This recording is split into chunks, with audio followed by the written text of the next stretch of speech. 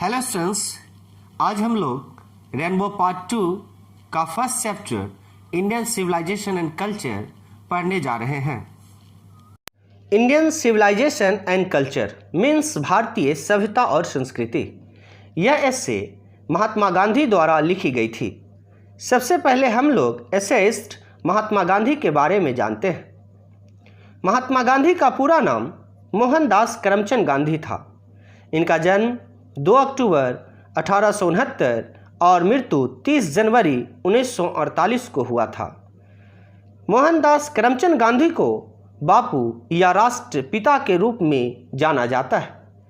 वे एक राजनेता से अधिक आध्यात्मिक नेता थे। उन्होंने भारत में ब्रिटिश शासन के विरुद्ध सच्चाई और अहिंसा को मुख्य औजार के रूप में उपयोग किया और भारत को आज़ादी दिलाने में सहायता किया। 1915 से 1948 तक वे पूर्णतः इंडियन पॉलिटिक्स में छाए रहे। वे 30 जनवरी 1948 को एक पागल के हाथों से मर गए। उनकी आत्मकथा माई एक्सपेरिमेंट्स विद ट्रूथ और अनेक आर्टिकल्स जो उन्होंने युवा भारत के लिए लिखे थे और जिन भाषणों को उन्होंने अलग अलग मौक़ों पर दिया था, उन्हें न केवल एक वास्तविक विचारक के रूप में बल्कि करिश्माई मुहावरेदार अंग्रेजी के एक महान गुरु के रूप में प्रकट करता है। निम्नलिखित extract Indian civilisation and culture में गांधी जी इंडियन सिविलाइजेशन की गहरी नींव के बारे में बात करते हैं, जो समय बीतने के साथ सफलतापूर्वक सहन किया। वेस्टर्न सिविलाइजेशन, जिसमें भौतिकता की विशेषाधिकार की प्रवृत्ति है, वह इंडियन सिविलाइजेशन से मेल नहीं खा सकती, जो नैतिकता को बढ़ाती है। अब हम लोग इस एस्से को पढ़ते हैं। मेरा विश्वास है कि भारत जिस सभ्यता में विकसित हुआ है, उसे दुनिया में हराया नहीं जा सकता है।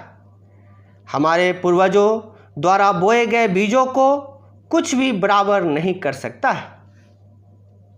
रोम समाप्त हो गया, ग्रीस ने वही भाग्य साझा किया, फ़राओं की शक्ति टूट गई, जापान पश्चिमी हो गया, चीन के बारे में कुछ नहीं कहा जा सकता। लेकिन भारत अभी भी किसी न किसी तरह से नींव पर खड़ा है। यूरोप के लोग ग्रीक और रोम के लोगों के राइटिंग से अपने लेसन सीखते हैं, जो ग्रीस और रोम अपने पूर्व सम्मान में मौजूद नहीं है। उनसे सीखने की कोशिश में यूरोपीय लोग कल्पना करते हैं कि वे ग्रीस और रोम की गलतियों से बचेंगे। ऐसी उनकी दयनीय स्थिति है।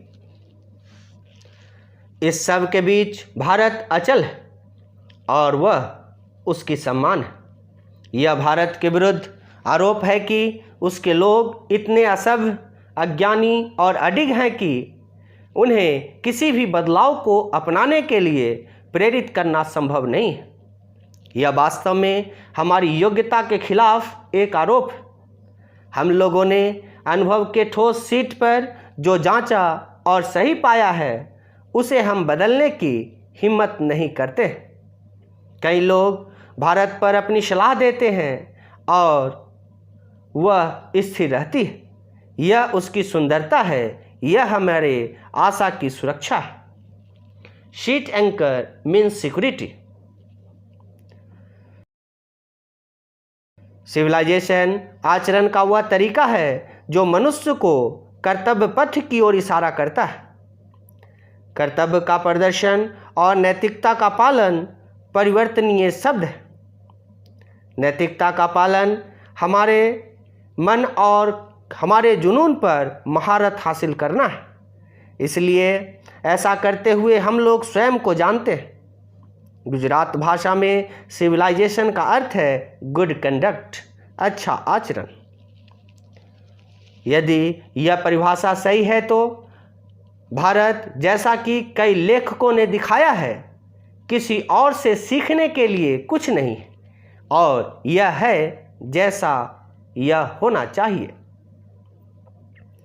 हम लोग ध्यान देते हैं कि मन एक बेचैन पक्षी है। जितना अधिक यह प्राप्त करता है उतना ही यह चाहता है और अभी भी असंतुष्ट रहता है। जितना हम अपने पैशन में संलिप्त होते हैं उतना ही अनियंत्रित वे हो जाते हैं। इसलिए हमारे पूर्वजों ने हमारे संलिप्तता की सीमा तय कर दिया है। उन लोगों ने देखा कि खुशी काफ़ी हद तक एक मानसिक स्थिति थी। एक आदमी आवश्यक रूप से खुश नहीं होता है क्योंकि वह अमीर है या दुखी है क्योंकि वह गरीब है।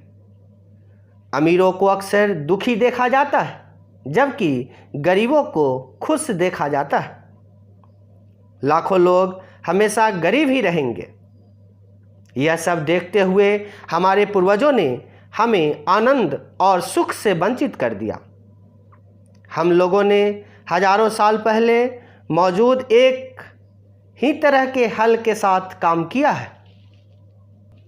हम लोगों ने उसी तरह के कॉटेज को बरकरार रखा है जो हमारे पास पूर्व समय में था और हमारी स्वदेशी शिक्षा पहले जैसी ही है। हम लोगों के पास जीवन को धीरे धीरे समाप्त करने की प्रतिस्पर्धा की कोई व्यवस्था नहीं थी। Life coding means destroying life gradually. प्रत्येक ने अपने स्वयं के व्यवसाय या व्यापार का पालन किया और एक नियमित मजदूरी लिया। ऐसा नहीं था कि हम लोग मशीन का आविष्कार करना नहीं जानते थे, लेकिन हमारे पूर्वजों को पता था कि अगर हम इस तरह की चीज़ों में अपना दिल लगाएंगे तो हम गुलाम बन जाएंगे और अपने नैतिक चरित्र को खो देंगे। इसलिए उन्होंने उचित विचार विमर्श के बाद फैसला किया कि हमें केवल वही करना चाहिए जो हम अपने हाथों और पैरों से कर सकते हैं। उन्होंने देखा कि हमारी असली खुशी और स्वास्थ्य हमारे हाथों और पैरों के उचित उपयोग में शामिल है। उन्होंने आगे तर्क दिया कि बड़े शहर एक जाल और एक बेकार बोझ थे और लोग उसमें खुश नहीं थे, क्योंकि वहाँ चोरों और डकैतों का समूह, वेश्यावृत्ति और पाप पनप रहा था और गरीब लोग अमीर लोगों द्वारा लूट लिया जाएगा। इसलिए वे छोटे गांवों से संतुष्ट थे। उन्होंने देखा कि राजा और उनकी तलवारें नैतिकता की तलवार से हीन थी और इसलिए उन्होंने पृथ्वी के राजाओं को ऋषियों और फकीरों से नीचा ठहराया। एक राष्ट्र इस तरह के संविधान के साथ दूसरों से सीखने की तुलना में दूसरों को सिखाने के लिए उपयुक्त है। इस राष्ट्र में अदालतें, वकील और डॉक्टर थे, लेकिन वे सभी सीमा के भीतर थे। हर कोई जानता था कि ये पेशे विशेष रूप से श्रेष्ठ नहीं थे। इसके अलावा इन वकील और वैद्यों ने लोगों को नहीं लूटा। उन्हें लोगों का आश्रित माना जाता था, न कि उनके स्वामी। न्याय काफ़ी हद तक सही था। ऑर्डिनरी रूल अदालतों से बचना था। उनमें लोगों को लुभाने के लिए कोई प्रलोभन देने वाला नहीं था। यह बुराई भी राजधानी में और आसपास ध्यान देने योग्य था। आम लोग स्वतंत्र रूप से रहते थे और अपने कृषि व्यवसाय का पालन करते थे। उन्होंने सच्चे होम रूल का आनंद लिया। स्टूडेंट्स, इस लेसन को आज इस वीडियो में यहीं तक पढ़ेंगे। अगले वीडियो में रिमेनिंग पार्ट को पढ़ेंगे। तब तक के लिए धन्यवाद। Take care. Thank you.